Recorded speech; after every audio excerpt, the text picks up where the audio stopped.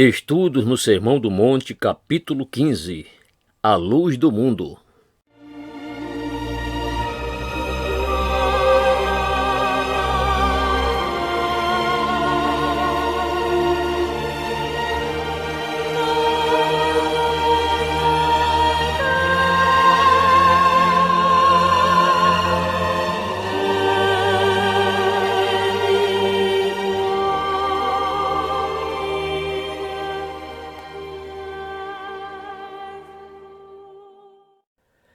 Vós sois a luz do mundo. Não se pode esconder uma cidade edificada sobre um monte. Mateus 5, verso 14. Não há que duvidar que no versículo 14 encontramos uma das mais espantosas e extraordinárias declarações acerca do crente dentre as que já foram emitidas, incluindo as afirmações feitas pelo próprio Senhor e Salvador, Jesus Cristo. Ao considerarmos o cenário onde se deu essa declaração e lembrarmos para quem Nosso Senhor dirigiu essas palavras, então elas tornam-se realmente notáveis.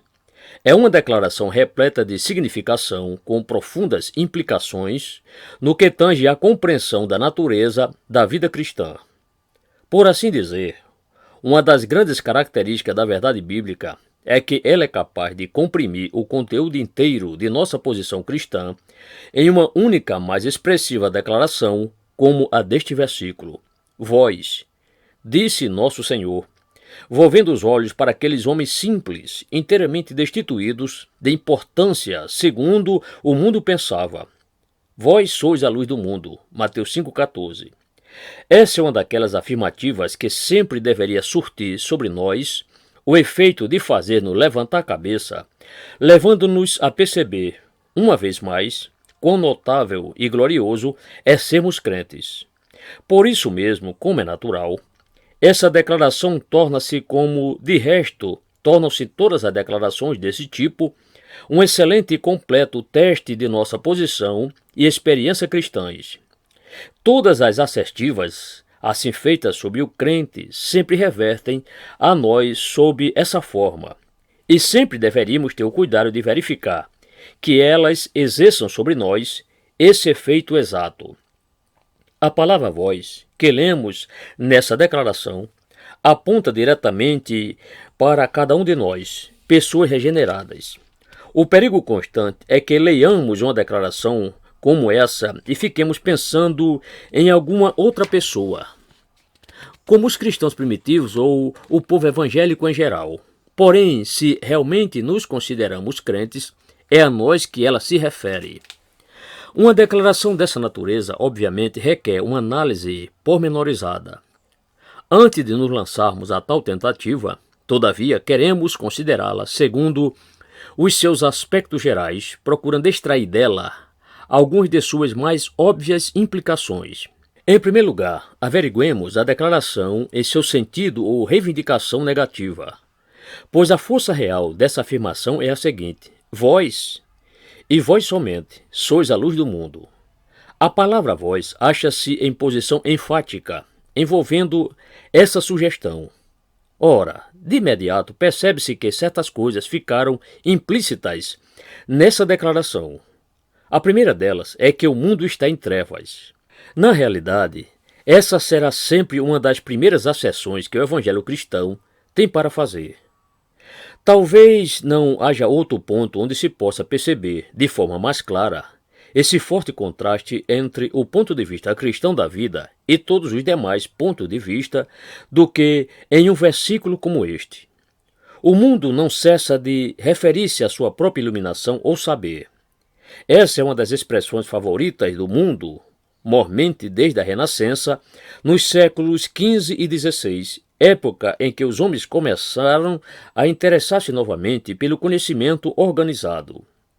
Todos os pensadores opinam que aquele foi um momento crucial da história do mundo, uma grande linha divisória da história da civilização, e todos eles concordam que a civilização moderna, como você e eu estamos informados, realmente começou naquela oportunidade. Houve uma espécie de renascimento do conhecimento e da erudição. Os clássicos gregos foram redescobertos e seu ensino e conhecimentos, em um sentido puramente filosófico, mas ainda mais, em um sentido científico, realmente emergiram e começaram a controlar a vida e a perspectiva geral de grande número de pessoas. Além disso, conforme você deve saber, houve um reavivamento similar no século XVIII, o qual recebeu essa sugestiva designação de a Iluminação. Qualquer pessoa que se interesse pela história eclesiástica, pela história da fé cristã, precisa levar em conta esse movimento cultural. Em certo sentido, esse foi o começo do ataque contra a autoridade das Escrituras Sagradas, porquanto situava a filosofia e o pensamento humano na posição da autoritativa revelação divina e da declaração da verdade divina ao homem. Ora, essa situação vem tendo prosseguimento até aos nossos próprios dias, e o ponto que estou procurando enfatizar aqui é que esse impulso cultural sempre se apresenta em termos de luz. E aqueles que se interessam por essa espécie de movimento sempre aludem ao mesmo pelo nome de iluminismo. O conhecimento, dizem eles, é aquilo que nos transmite luz, e, naturalmente, assim acontece quanto a muitos e diversos assuntos. Seria insensatez disputar essa realidade. O incremento do conhecimento a respeito dos processos da natureza e acerca das enfermidades, além de muitíssimas outras sugestões, tem sido simplesmente fenomenal. A obtenção de novos conhecimentos também tem projetado novas luzes sobre o funcionamento do cosmos inteiro, e isso tem conferido maior compreensão no que toca a tantos e tão diversificados aspectos da vida. Eis a razão porque é comum as pessoas se dizerem iluminadas, em resultado do conhecimento e da cultura adquiridos. No entanto, a despeito de tudo isso, a contenção das Escrituras continua sendo: vós e vós somente sois a luz do mundo. A Bíblia continua proclamando que o mundo como tal encontra-se no estado de grosseiras trevas, e a partir do momento em que alguém começa a considerar seriamente as coisas, facilmente pode comprovar que isso exprime a mais pura verdade. A grande tragédia do nosso século tem sido que os homens têm concentrado sua atenção exclusivamente sobre um dos aspectos apenas do conhecimento. Nosso conhecimento tem sido um conhecimento de coisas, de leis mecânicas, de princípios científicos, um conhecimento da vida em termos quase exclusivamente biológicos ou mecânicos. Entretanto, nosso conhecimento a respeito dos fatores reais que compõem a vida não tem aumentado sob nenhuma hipótese. Eis a razão pela qual o mundo se encontra em tão deplorável situação em nossos dias. Pois, conforme tem sido frequentemente ressaltado, a despeito de já havermos descoberto todo esse grande acúmulo de novos conhecimentos, não temos podido descobrir a questão mais importante de todas, ou seja, o que devemos fazer com nosso conhecimento. Essa é a essência do problema inteiro, no que concerne ao poder atômico de que ora dispomos. Nada há de errado com a própria descoberta da energia atômica. A tragédia consiste em que ainda não dispomos de conhecimentos suficientes que nos capacitem a saber o que nos convém fazer com esse poder, agora que já o descobrimos. Aí reside a dificuldade. Nosso conhecimento é puramente mecânico e científico. Porém, quando retomamos aos grandes básicos e vitais problemas da vida, os problemas do ser e da existência, não se torna evidente que aquela declaração de Nosso Senhor continua exprimindo uma verdade cristalina, que o mundo se encontra em condição de trevas as mais espessas? Medite a esse respeito, no terreno da vida, da conduta e do comportamento dos homens. Existem muitos homens dotados de profundo conhecimento em vários departamentos do pensamento humano, que não passam de tristes fracassos em suas vidas pessoais. Consideremos o aspecto do relacionamento entre indivíduo e indivíduo. No instante mesmo em que nos jactamos do nosso vasto conhecimento, compreensão e iluminação, vemos ao nosso derredor essa tragédia derrocada no campo do relacionamento humano. Esse é um dos principais problemas morais e sociais que os homens enfrentam. Observemos o quanto temos multiplicado as nossas organizações e instituições. Atualmente, precisamos fornecer instruções acerca de temas sobre os quais as pessoas nunca tiveram de ser instruídas no passado. Por exemplo, atualmente é mistério levar a efeito aulas de orientação matrimonial. Até o século presente, homens e mulheres casavam-se sem qualquer necessidade desses conselhos especializados, que atualmente parecem tão essenciais. Tudo isso proclama eloquentemente que predominam as mais espessas trevas no que concerne a grandes e momentosas questões, a saber, como o ser humano deve viver, como deve evitar o mal e o pecado, bem como tudo quanto é vil e indigno, e como viver de uma maneira limpa, reta, pura, casta e saudável. E então, quando subimos um pouco mais na escala de valores e consideramos as relações entre grupo e grupo, uma vez mais salienta-se a mesma péssima condição, razão pela qual temos de nos defrontar com esses graves problemas industriais e econômicos. Em um nível ainda superior, consideremos as relações entre as nações. Este século, mais do que em qualquer outro, quando tanto falamos a respeito do nosso conhecimento e iluminação, está provando que o mundo se acha em um estado de inexprimíveis trevas no que concerne a esses problemas vitais fundamentais. Entretanto, cumpre-nos avançar para além desses aspectos. Nosso Senhor não somente ensinou que este mundo se encontra em trevas, mas chegou ao extremo de asseverar que ninguém, exceto o crente, pode oferecer qualquer conselho útil, mediante o qual transmita conhecimento e instruções acerca dessas questões de ordem moral.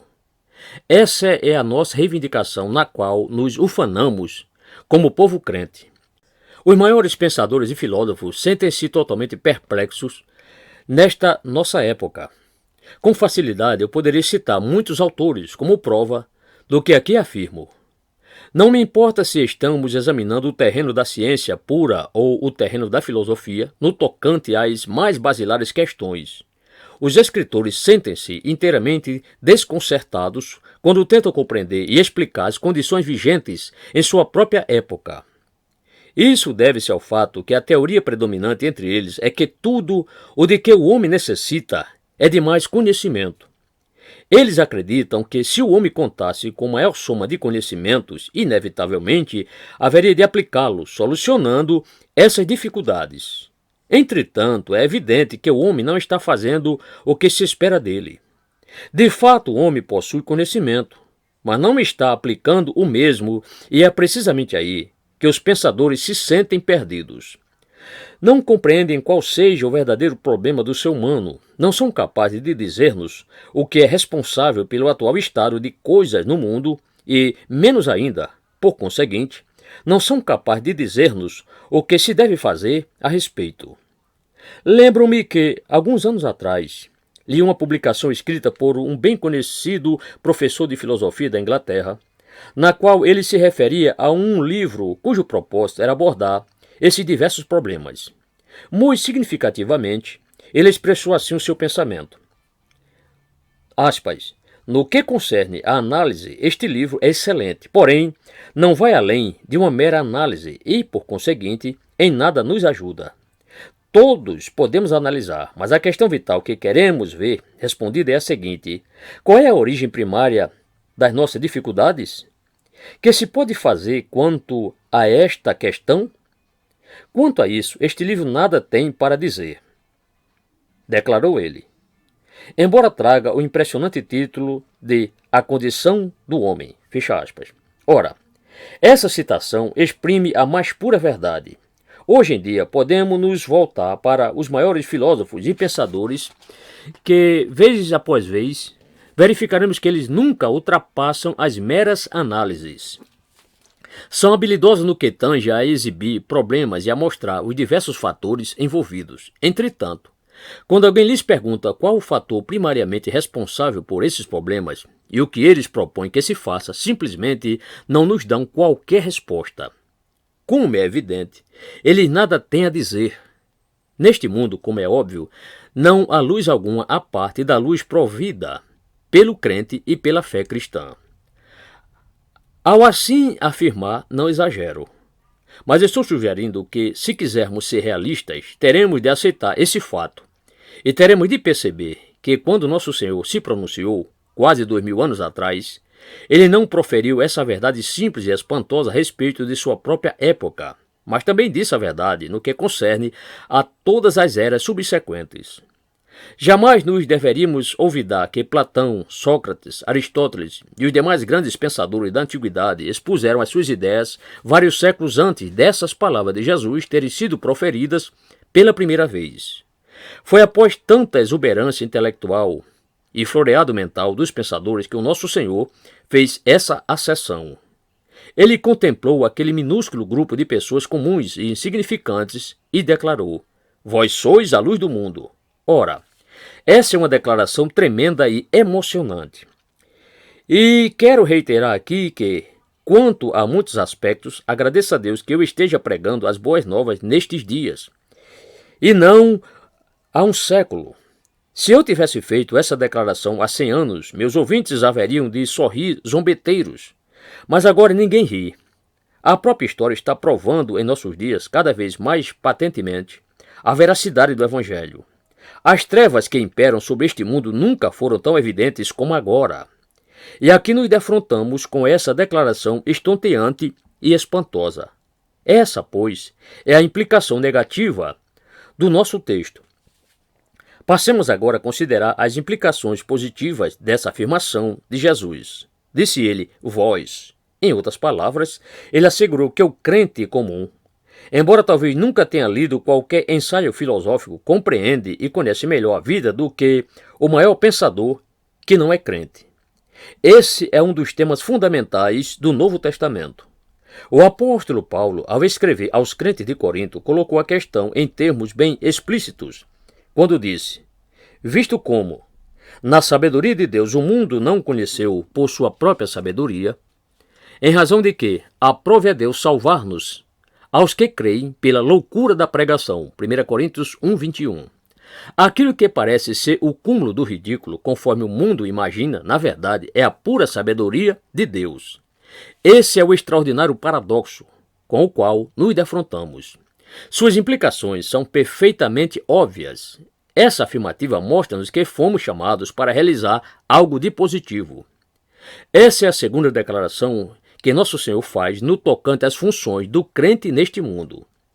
Tendo descrito o crente de acordo com pinceladas gerais nas bem-aventuranças, a primeira coisa que ele disse em seguida foi: vós sois o sal da terra, e agora vós sois a luz do mundo, e vós somente. Todavia, nunca nos devemos olvidar que essa é uma assertiva feita acerca do crente comum, e não a respeito de certos crentes excepcionais, tão somente. Aplica-se a todos quantos podem ser legitimamente chamados de cristãos. Imediatamente levanta-se a pergunta: desse modo, como é que essas palavras podem tornar-se reais em nosso caso? Novamente, somos conduzidos ao ensino a respeito da natureza do crente. A melhor maneira de se compreender essa questão, conforme penso, é a seguinte: nosso Senhor mesmo afirmou: vós sois a luz do mundo. E também diz: eu sou a luz do mundo. João 8,12. Essas duas declarações sempre precisam ser consideradas conjuntamente, porquanto o crente só funciona como luz do mundo por causa dessa relação vital que goza com aquele que é, ele mesmo, a luz do mundo. Nosso Senhor assegurou que viera ao mundo para trazer-nos a luz. E a promessa que ele fez foi: quem me segue não andará nas trevas, pelo contrário, terá a luz da vida. Aqui, entretanto, ele também afirma: vós sois a luz do mundo. A questão toda pode ser sumariada, por conseguinte, no fato que ele, e somente ele, pode conceder-nos essa luz vital a respeito da vida. Contudo, Jesus não estaca neste ponto, mas também nos transforma em luz. Talvez você esteja lembrando de como o apóstolo Paulo exprimiu a questão em Efésios 5, onde escreveu: pois outrora eres trevas, porém agora sois luz no Senhor. Efésios 5, verso 8. Portanto, não somente temos recebido a luz, mas também nós mesmos fomos feitos luz. Fomos transformados em transmissores da luz. Em outras palavras, temos aqui esse extraordinário ensino sobre a união mística entre o crente e o seu Senhor. A natureza de Cristo vem fazer parte daquilo que somos e, em determinado sentido, somos transformados naquilo que Ele mesmo é. É essencial não nos esquecermos de ambos esses aspectos da questão. Na qualidade de quem creu no Evangelho, temos recebido luz, conhecimento e instrução. Mas, em adição a isso, essa luz tornou-se parte integrante de nosso ser. Ela se tornou a nossa própria vida, de tal modo que nos temos tornado refletores da luz de Cristo. Por conseguinte, o que há de mais notável em tudo isso acerca do que somos aqui relembrados é a nossa íntima relação com Cristo. O crente é um indivíduo que recebeu a natureza divina, tornando-se participante da mesma. A luz que é o próprio Cristo, a luz que, em última análise, é Deus, é igualmente a luz que rebrilha no crente. Deus é luz e não há nele treva nenhuma. 1 João 1, verso 5. Eu sou a luz do mundo. Vós sois a luz do mundo. Pode-se compreender melhor o ponto apreendendo o ensino de Nosso Senhor acerca do Espírito Santo em João 14 a 16, cujo sumário poderia ser o seguinte: o resultado da vinda do Espírito Santo será este: meu Pai e eu viremos residir em vós, e nós estaremos em vós e vós em nós. Deus, que é o Pai das luzes, Tiago 1,17, é a luz que está em nós. Ele está em nós e nós estamos nele. E é precisamente por esse motivo que pode ser dito a respeito dos crentes: vós sois a luz do mundo. É interessante observar que, de conformidade com as palavras de Nosso Senhor, esse é o segundo grande resultado de sermos aquele tipo de crente que o Senhor já havia descrito nas bem-aventuranças. Também deveríamos levar em conta a sequência em que essas declarações foram apresentadas. A primeira coisa que Nosso Senhor declarou a nosso respeito foi: vós sois o sal da terra. E somente depois disso é que ele disse: vós sois a luz do mundo. Ora, por qual motivo ele se utilizou dessa ordem de apresentação e não ao contrário? Esse é um ponto assaz interessante e prático. O primeiro efeito exercido pelo crente sobre este mundo reveste de um aspecto geral, ou seja, é um efeito mais ou menos negativo. Eis um homem que se tornou crente. Ele vive na sociedade, no seu escritório ou na sua oficina. Visto ser ele um crente, imediatamente começa a exercer certa influência, uma influência controladora, conforme já temos considerado. É somente após isso que o crente tem essa função específica e particular de atuar como luz. Em outras palavras, as Escrituras, ao abordarem a natureza do crente, sempre enfatizam, em primeiro lugar, aquilo que ele é, antes de começarem a falar sobre aquilo que o crente faz. Como crente que sou, eu sempre deveria exercer tal efeito geral sobre os homens, antes que possa exercer aquela influência mais específica. Onde quer que eu me encontre, imediatamente esse algo diferente que há em mim deveria produzir esse efeito. E isso, por sua vez, deveria levar homens e mulheres a olharem para mim e dizerem: naquele homem existe algo de extraordinário. E então, enquanto estiverem considerando a minha conduta e o meu comportamento, eles começarão a fazer-me perguntas mais diretas. É nessa altura que se destaca nosso elemento iluminador. E assim ser-me-á dada a oportunidade de falar com outras pessoas e ensiná-las. Ora, com demasiada frequência, nós, os crentes, tendemos por querer reverter essa ordem de coisas. Temos falado de uma maneira excessivamente erudita, mas nem sempre temos vivido como o sal da terra.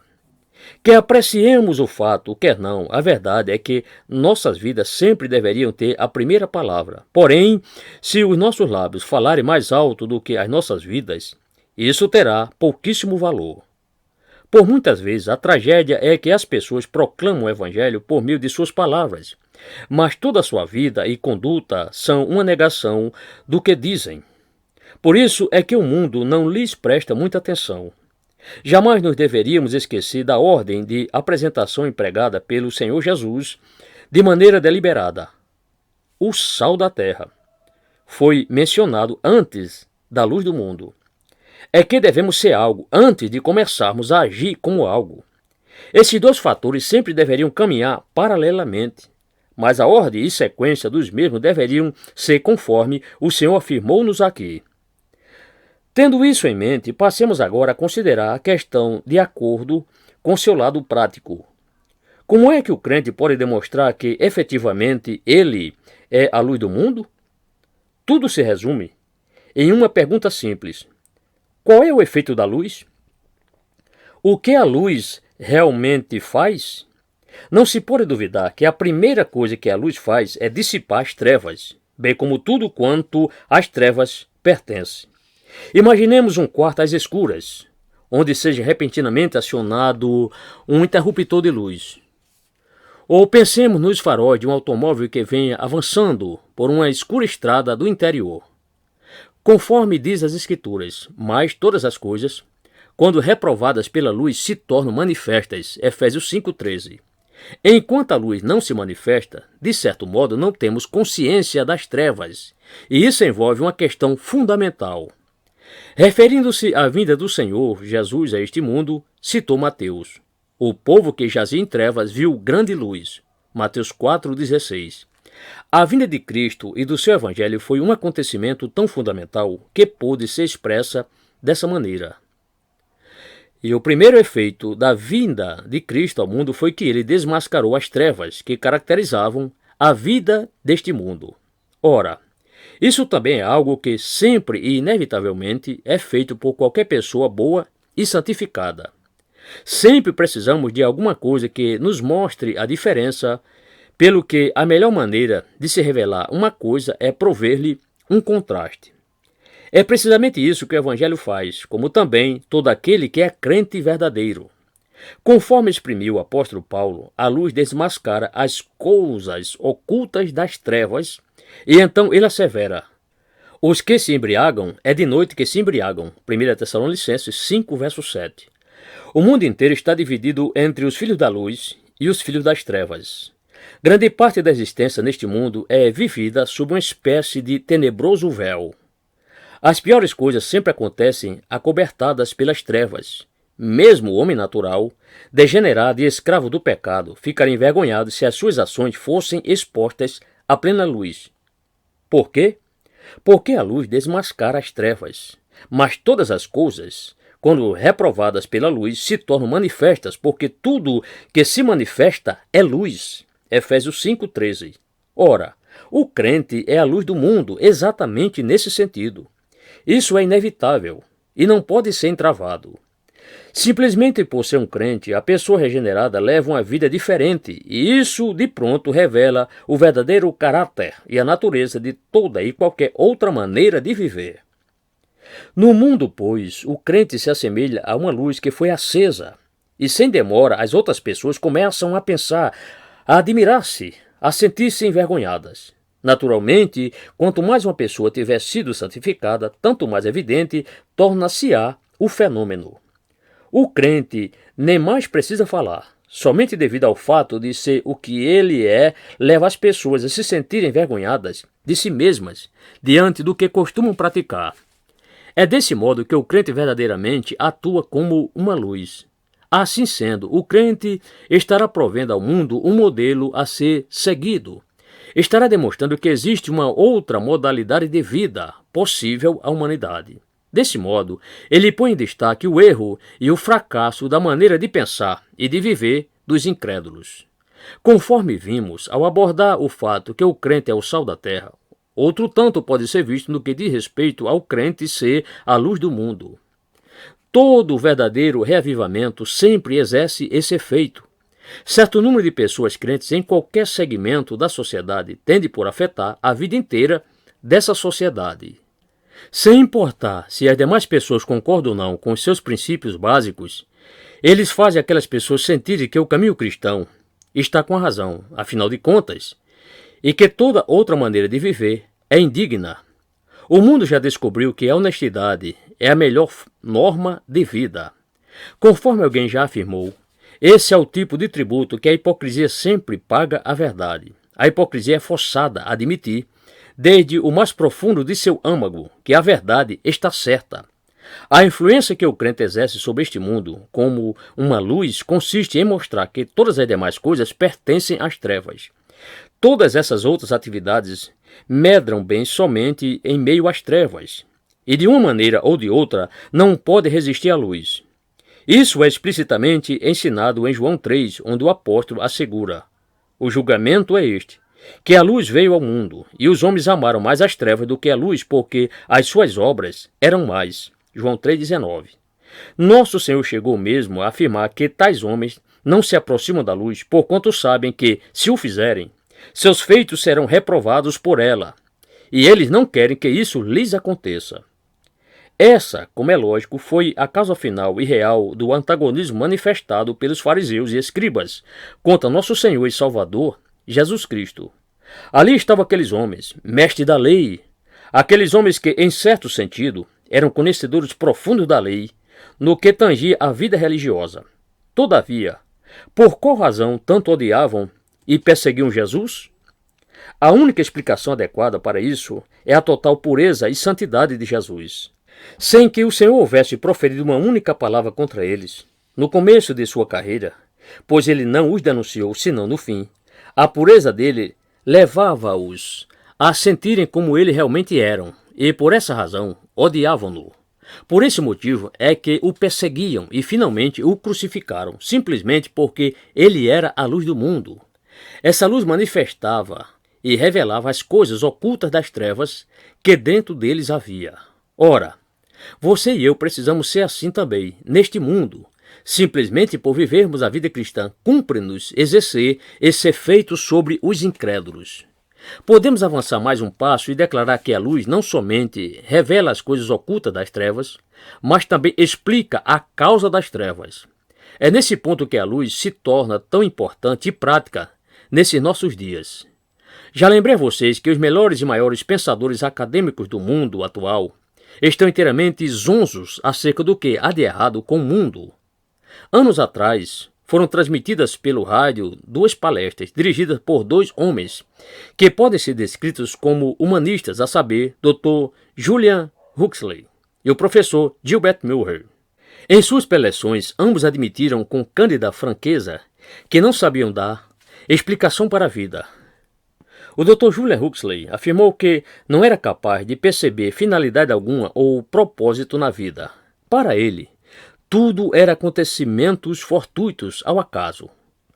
O professor Gilbert Murray, por igual modo, não foi capaz de explicar a Segunda Guerra Mundial e nem o fracasso da Liga das Nações. Ele nada tinha para oferecer como medida corretiva, excetuando aquela mesma cultura que já estava disponível entre nós faz séculos, mas que sempre falhou miseravelmente como solução para nossos problemas.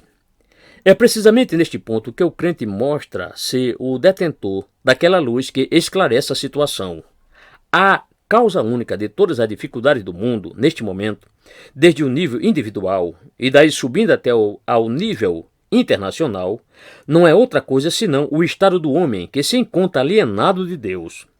Essa é a luz da compreensão que somente o crente dispõe e que ele pode oferecer ao mundo. O homem foi criado de tal maneira que não pode viver autenticamente enquanto não se acha em uma correta relação com Deus. Assim ele foi criado. O homem foi criado por Deus e foi criado para Deus. E Deus injetou determinadas normas em sua natureza, no seu ser e na sua existência. E, ao menos que o homem se conforme a essas normas, toda a sua tendência é errar o alvo. Essa é a causa total da dificuldade. Cada uma das dificuldades que atualmente assediam o mundo pode ser acompanhada em seu percurso, em última análise, até ao pecado, ao egoísmo e ao interesse egoístico.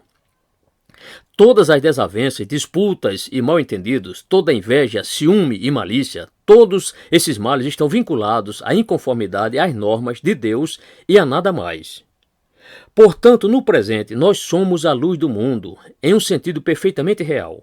Somente nós dispomos de uma explicação conveniente e apropriada para a causa das más condições em que o mundo se debate.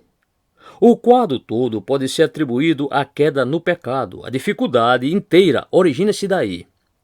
Desejo citar novamente o trecho de João 3,19. O julgamento é este, que a luz veio ao mundo, e os homens amaram mais as trevas do que a luz, porque as suas obras eram mais. O julgamento é este, e não é outro. Essa é a causa de tantas perturbações. No que consiste, pois, a questão? Se a luz foi exibida para o mundo na face de Jesus Cristo, o que há de errado com o mundo nestes meados do século XX? O versículo que acabamos de citar fornece-nos a resposta. A despeito de todo o conhecimento que os homens têm conseguido acumular nos últimos 200 anos, desde os primórdios da chamada Iluminação, que ocorreu pelos meados do século XVIII, o homem decaído, em sua própria natureza, continua preferindo as trevas e não a luz. E o resultado é que, embora ele saiba o que é certo, prefere e pratica aquilo que é errado. O homem dispõe de uma consciência que o adverte antes mesmo que ele faça qualquer coisa que saiba estar errada. Não obstante, o homem pratica o que é mal. Talvez lamente-se disso, mas mesmo assim põe em prática o erro. Por quê? Porque ama as trevas. A dificuldade do homem não está em seu intelecto, está em sua natureza, suas paixões e concupiscências. Esse é o fator dominante em sua vida. E embora se preocupe em educar e controlar o homem, de nada adiantará isso enquanto a sua natureza continuar pecaminosa e decaída, enquanto ele for uma criatura escravizada às paixões e à desonra. Esse, pois, é o julgamento. E não existe ninguém, excetuando o crente, que possa advertir o mundo moderno acerca do juízo. O filósofo não somente prefere não falar, mas até ressente tal ensino. Quem é filósofo não gosta de ser informado de que ele, apesar de todo o seu vasto conhecimento, continua sendo apenas um montinho de comum barro humano, semelhante a qualquer outro, e que ele mesmo não passe de um escravo das suas paixões, concupiscências e desejos. Todavia, essa é a pura verdade a seu respeito. Tal como se deu no tempo de nosso Senhor Jesus Cristo, muitos dos filósofos e pensadores que houve no mundo antigo acabaram preferindo despedir-se desta vida através dos portões do suicídio. Assim também continua ocorrendo até hoje. Perplexos, atônitos e frustrados, já tendo experimentado todos os tratamentos psicológicos ou outros, mas prosseguindo sempre de mal a pior, os homens desistem da vida desesperados. O Evangelho ofende aos homens porque os obriga a se defrontarem consigo mesmos e fica repetindo no rosto deles precisamente aquela mesma antiga verdade. A falha, querido Brutus, não está nas estrelas, mas em nós mesmos, que não passamos de subalternos. Os homens amaram mais as trevas do que a luz. Essa é a grande dificuldade deles. Mas somente o Evangelho proclama essa realidade. O Evangelho é como um facho luminoso no firmamento e deveria estar se manifestando através de cada um de nós, em meio aos problemas deste negro, miserável e infeliz mundo dos homens. Graças a Deus, porém, não precisamos destacar nessa situação. A luz não somente demascara as trevas, mas também mostra e provê o único meio de saída para fora das trevas. É aí que todo crente deveria lançar-se à obra imediatamente. O problema do homem é o problema de uma natureza humana decaída, pecaminosa e poluída. Porventura alguma coisa pode ser feita quanto a isso? Temos experimentado a boa educação, temos experimentado o conhecimento, temos experimentado as resoluções políticas, temos experimentado as conferências internacionais, temos experimentado de tudo, mas coisa alguma tem surtido o efeito desejado. Não há esperança? Sim, há uma esperança perene e abundante. Importa-vos nascer de novo. João 3, verso 7. O homem não precisa de mais luz, mas precisa de uma nova natureza que ame a luz e abomine as trevas. O oposto exato do seu afeto pelas trevas é do seu ódio pela luz. É necessário que o homem seja conquistado, que seja devolvido a Deus. Não basta simplesmente dizermos isso aos homens, porque, se assim o fizermos, haveremos de deixá-los em estado ainda mais agravado de desesperança. Sozinho, o homem perdido jamais encontrará seu caminho para Deus, por mais que tente. Porém, o crente encontra-se neste mundo justamente para dizer-lhe que há um caminho para Deus, um caminho bem simples. Esse caminho consiste em se conhecer uma pessoa chamada Jesus Cristo de Nazaré. Ele é o próprio Filho de Deus e veio dos céus à terra a fim de buscar e salvar o perdido. Lucas 19, 10. Jesus veio a fim de iluminar as trevas, a fim de revelar a causa dessas trevas e a fim de preparar um novo e vivo caminho que nos conduza para fora das trevas e de volta a Deus e ao céu. Não somente tomou ele sobre si a culpa dessa terrível pecaminosidade que nos tem envolvido em tantas dificuldades, mas também nos oferece uma nova vida e uma nova natureza. Jesus não somente oferece um novo ensino ou uma nova compreensão do problema, e nem meramente garante o perdão para nossos pecados passados. Ele também faz de cada um de nós um novo homem, dotado de novos desejos, de novas aspirações, de uma nova perspectiva e de uma nova orientação. Porém, acima de tudo, ele nos proporciona aquela nova vida, a vida que ama a luz e odeia as trevas, ao invés de amar as trevas e odiar a luz. Crente, você e eu estamos vivendo entre homens e mulheres que se acham no estado das mais grosseiras trevas. Jamais encontraram qualquer luz neste mundo, exceto de você e de mim, bem como do evangelho ao qual cremos e o qual ensinamos. Os homens do mundo estão olhando para nós. Estão vendo em nós alguma coisa diferente? Nossas vidas servem de reprimenda silenciosa contra as vidas deles? Estamos vivendo de maneira tal que impelimos os homens a aproximarem-se de nós e perguntarem: por que você sempre parece tão pacífico? Como é que você é tão equilibrado? Como é que você pode suportar os apertos desta forma? Por que você não se mostra dependente de ajudas artificiais e dos prazeres conforme acontece conosco? O que é que você tem que nós não temos? Se os homens assim nos indagarem, então podemos falar-lhes sobre aquelas boas novas admiráveis, notáveis, mas tragicamente negligenciadas que Cristo veio ao mundo para salvar os pecadores. 1 Timóteo 1, verso 15. E para proporcionar aos homens uma nova natureza e uma nova vida, tornando-os filhos de Deus. Somente os crentes são a luz do mundo nesses nossos dias. Portanto, vivamos e funcionemos no mundo como filhos da luz.